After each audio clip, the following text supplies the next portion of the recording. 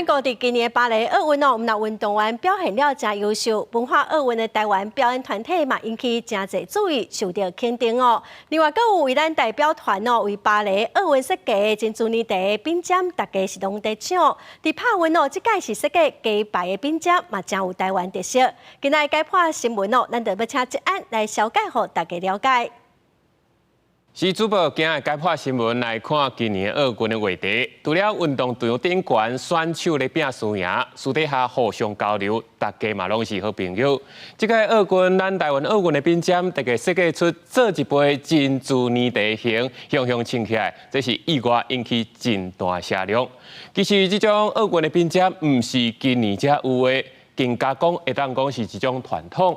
那根据外国媒体报道，上早是会当找到1896年的这雅典的奥运，这初当时的冰针也是用纸棒啊加做出来，顶悬可能是印你国家的名，也是国旗，因为伊的目的只是要互人来认得出你是倒一国的，是媒体也是选手。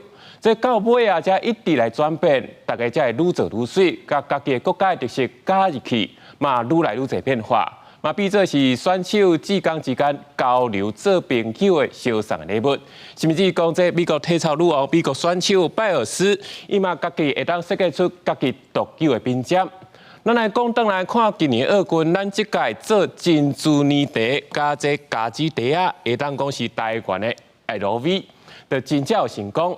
人讲只要有看到台湾选手见面头一句话拍招呼，就是先问你讲，敢有珍珠泥地通好来换，真正趣味。